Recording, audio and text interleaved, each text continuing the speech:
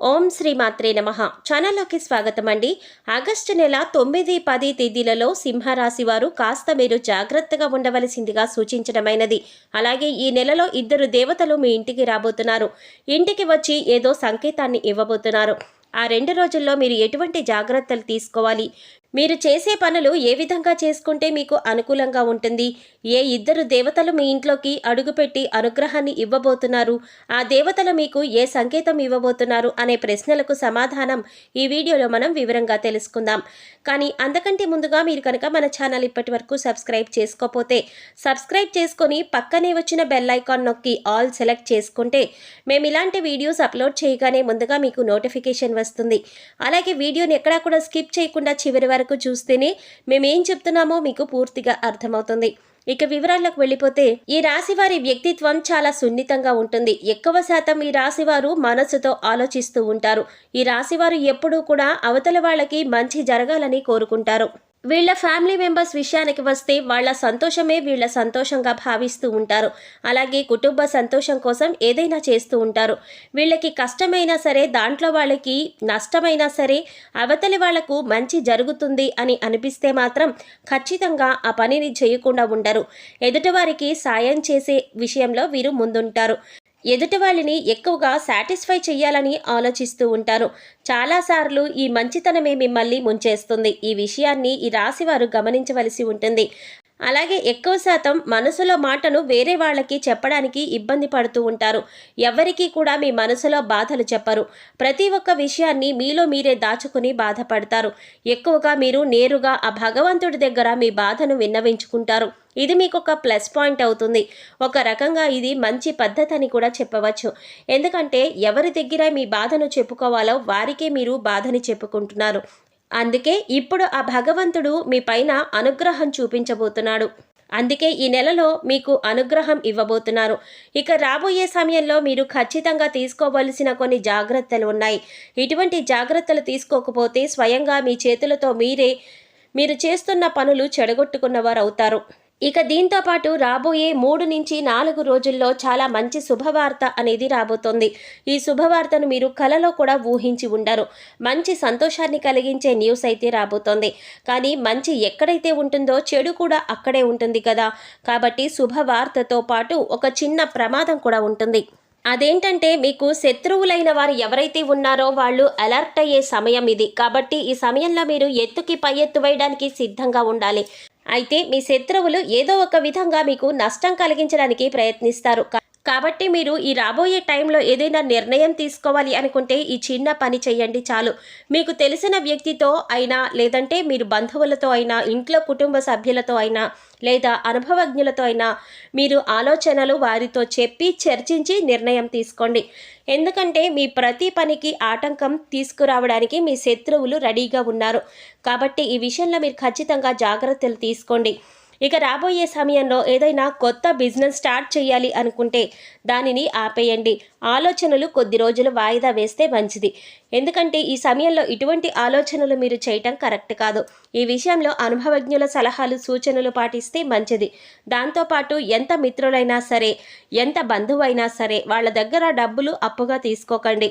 అలాగే డబ్బులు వాళ్ళకి ఇవ్వకండి. ఎందుకంటే ఈ సమయంలో మీ చేతుల మీదుగా డబ్బులు ఇచ్చినా తీసుకున్నా మీకు అస్సలు కలిసి రాదు. కాబట్టి ఈ విషయంలో తగిన జాగ్రత్తలు తీసుకోండి. ఈ సమయంలో లావాదేవీల విషయంలో మీరు ఎక్కువగా తొందరపడకుండా ఉంటే మంచిది. ఇక దీంతో పాటు కేవలం డబ్బు విషయంలోనే కాకుండా నోటికి సంబంధించిన విషయంలో కూడా మీరు చాలా జాగ్రత్తగా ఉండవలసి ఉంటుంది.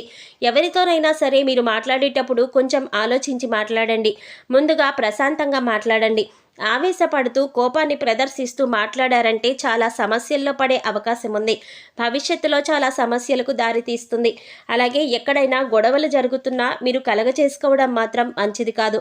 ఆ గొడవలు మీ స్నేహితుల మధ్యలో కావచ్చు, ఇరుగు పొరుగు వారి మధ్య కావచ్చు, లేదా మీ బంధువుల మధ్య కావచ్చు. ఆ గొడవల్లో మీరు తలదూర్చకుండా ఉంటే మంచిది. ఎంత తక్కువగా మీరు ఇన్వాల్వ్ అయితే అంత మంచిది. ఒకవేళ తప్పించుకోలేని పరిస్థితి అయితే మీరు ఉండండి, గొడవలు చూడండి, వినండి. కానీ మీరు మీ సలహాలను మాత్రం ఎవరికీ ఇవ్వకండి. ఇక రాబోతున్నటువంటి అతిపెద్ద శుభవార్త ఏంటి అంటే, మీరు ఇప్పటి వరకు మొదలుపెట్టిన పనులు ఆటంకాల వల్ల ఆగిపోతూ ఉన్నట్లయితే ఈ సమయంలో పెండింగ్లో ఉన్న పనులన్నీ కూడా పూర్తి చేస్తారు. ఏవైనా నూతన వస్తువులు కానీ గృహోపకరణాలు కానీ కొనాలి అంటే ఇది అనుకూలమైన సమయం. అలాగే గతంలో తీసుకున్న రుణాలు తీర్చడానికి ఇప్పుడు సమయం అనుకూలిస్తుంది. అలాగే మీకు రావాల్సిన ధనం ఏదైతే ఉందో, అంటే మొండి బకాయిలు ఉన్నట్లయితే అవి వసూలు చేసే అవకాశం ఏర్పడుతుంది. అధికంగా డబ్బు మీ చేతికందే అవకాశం కూడా ఉంది. కుటుంబ సభ్యులు బంధువులలో సమస్యలు ఉన్నట్లయితే అవన్నీ తగ్గుముఖం పడతాయి. ముఖ్యంగా కోర్టుకు సంబంధించిన సమస్యలు తగ్గుతాయి. ఏ సమస్య అయినా మీరు పాజిటివ్గా సమాధానం రావాలని కోరుకుంటారు. మీరు కోరుకున్నట్లే పాజిటివ్గా రిజల్ట్ కూడా ఉంటుంది. ప్రతి అంశంలోనూ మీదే గెలుపవుతుంది. ఎందుకంటే న్యాయం మీ వైపే ఉంది కాబట్టి. ఇక దానికి తోడు ఈ సమయంలో మీరు దూర ప్రయాణాలు చేసే అవకాశం కూడా ఉంటుంది. అలాగే ఈ ప్రయాణంలో కూడా మీరు మంచిగా ఎటువంటి గొడవలు లేకుండా ప్రయాణాన్ని ప్లాన్ చేసుకుంటే మంచిది. కుటుంబ సభ్యులతో సంతోషంగా ఉంటారు. ఇక వీరి ప్రణాళికను బట్టి కూడా మీ ప్రయాణం విజయవంతమవుతుంది. ఎక్కువ శాతం మీ మనసు ప్రశాంతంగా ఉంచుకోవడానికి ప్రయత్నించండి. మీ కులదైవం కావచ్చు లేదా మీ ఇష్టదైవం కావచ్చు, ఏదో ఒక దైవనామస్మరణ చేసుకుంటూ ఉండండి. ఈ నెలంతా కూడా మీకు వీలైతే తప్పకుండా ప్రతినిత్యం దేవాలయానికి వెళ్ళి దైవ దర్శనం చేసుకోండి. లేదు కుదరదు అన్న పక్షంలో ఆ దైవం పేరుని స్మరిస్తూ ఉండండి. మీకంతా కూడా మంచి జరుగుతుంది. ఇక దీంతో పాటు మీ ఆరోగ్యం విషయంలో కూడా మీరు జాగ్రత్తలు తీసుకోవాలి. ఎందుకంటే ఈ సమయంలో మీకు అరుగుదలకి సంబంధించిన సమస్యలు ఎదుర్కోవచ్చు. కాబట్టి సమయానికి ఆహారం తీసుకోవడం చాలా అవసరం. ఎక్కువ టెన్షన్ పడవలసిన అవసరం లేదు. కాస్త జాగ్రత్తగా ఉంటే సరిపోతుంది. ఆరోగ్యం పట్ల శ్రద్ధ వహించండి. ముఖ్యంగా చేయవలసిన పని ఏంటంటే వాటర్ని ఎక్కువ శాతం తాగండి. ఇక మీ జీవితంలో రాబోతున్న ఇద్దరు దేవతలు ఎవరు అంటే, మొదటి దేవత అన్నపూర్ణాదేవి. అన్నపూర్ణాదేవి అంటే పార్వతీదేవి యొక్క మరో రూపంగా చెప్తారు. అయితే అన్నపూర్ణాదేవి ఎక్కడ ఉంటుందో శివుడు కూడా అక్కడే ఉంటాడు. ఒకేసారి ఇద్దరు దేవతల యొక్క అనుగ్రహం మీకు కలుగుతుంది. అన్నపూర్ణాదేవి అనుగ్రహం ఉంటే మనం ప్రతిరోజు కూడా ఆహారం కోసం ఎదురు చూడవలసిన అవసరం లేదు. అలాగే అన్నపూర్ణాదేవి అనుగ్రహం కోసం ప్రతిరోజు మీరు వంటగదిని శుభ్రంగా ఉంచుకోవాలి. కాబట్టి ఈ సమయంలో మీరు ఖచ్చితంగా మీ కిచెన్లో ఉత్తర దిక్కులో రాత్రి పడుకోబోయే ముందు మీ కిచెన్ అంతా కూడా శుభ్రం చేసుకొని చక్కగా ఒక నేతితో దీపం వెలిగించండి. లేకపోతే గోధుమ పిండితో ప్రమిద చేసుకొని ఒక నెయ్యి దీపాన్ని వెలిగించండి. అన్నపూర్ణాదేవిని తలుచుకోవాలి. ఇలా అన్నపూర్ణాదేవిని తలుచుకుంటూ ఈ నెయ్యి దీపాన్ని వెలిగించాలి. తర్వాత మీరు వచ్చేసి పడుకోండి. మరుసటి రోజు ఉదయాన్నే కొండెక్కిన ఆ గోధుమ పిండి దీపాన్ని తీసేసి ఆవుకి కానీ కుక్కకి కానీ తినిపించండి.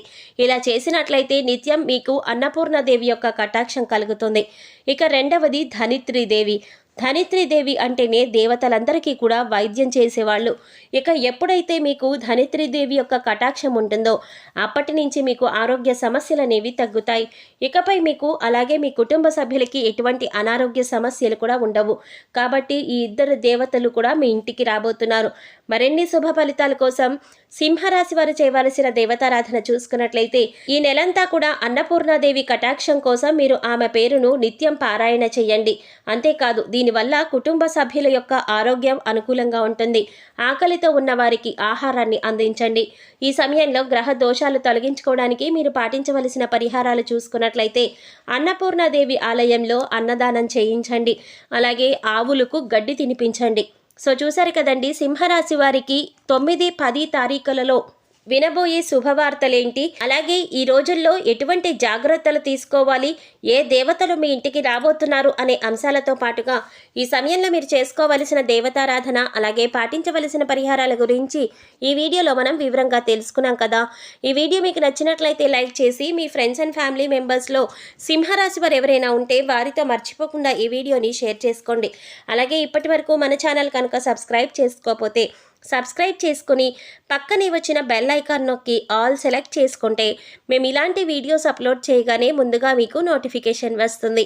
మరో చక్కటి వీడియోతో మళ్ళీ కలుద్దామండి. ఓం శ్రీమాత్రే నమః.